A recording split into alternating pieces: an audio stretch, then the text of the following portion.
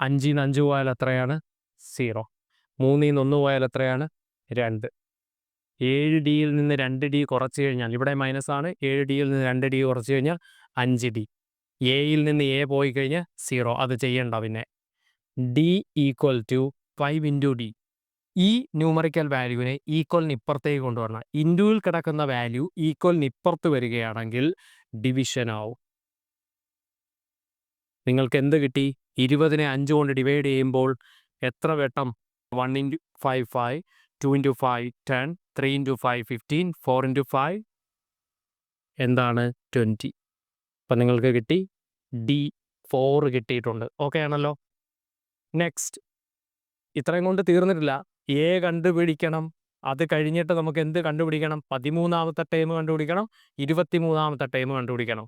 ഈ ഒരു പോർഷനിൽ ഇച്ചിരി ഡിഫിക്കൽറ്റി എന്ന് പറയാൻ പാടില്ല, നമുക്ക് എളുപ്പം കണ്ടുപിടിക്കാൻ പറ്റും.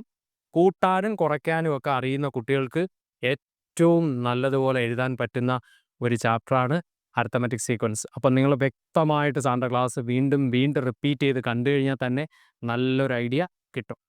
നിങ്ങൾക്ക് ഡിയുടെ വാല്യൂ എന്ത് കിട്ടി? 4 കിട്ടിയിട്ടുണ്ട്. നെക്സ്റ്റ്, നമുക്ക് എ കണ്ടുപിടിക്കാനായിട്ട് പോവാം. എ കണ്ടുപിടിക്കാൻ എളുപ്പമാണ്. സാർ താണ്ടേ ഈ ഇക്വേഷനിലോ നമുക്ക് ഡിയുടെ വാല്യൂ കൊടുത്തു കഴിഞ്ഞാൽ എ കണ്ടുപിടിക്കാം. നോക്കി, ഞാൻ ഇക്വേഷൻ നമ്പർ 1നെ എടുക്കുകയാണ്. a + 2d = 15. ഓക്കെ ആണല്ലോ. ഇതിൽ എയുടെ വാല്യൂ ആണ് കണ്ടുപിടിക്കേണ്ടത്. 2 × d, ഡിയുടെ വാല്യൂ 4 = 15. 2 × 4 എത്രയാണ്? 8. a = 2 × 4നെ ഈക്വലിന് അപ്പുറത്തേക്ക് കൊണ്ടുപോവുക.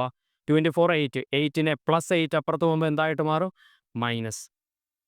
15ൽ നിന്ന് 8 കുറയ്ക്കണം. 15ൽ നിന്ന് 8 കുറച്ച് കഴിഞ്ഞാൽ നിങ്ങൾക്ക് എത്ര കിട്ടും? 7. ഫസ്റ്റ് ടൈം എന്ത് കിട്ടി നിങ്ങൾക്ക്? 7 കിട്ടിയിട്ടുണ്ട്. ഓക്കെ ആണല്ലോ.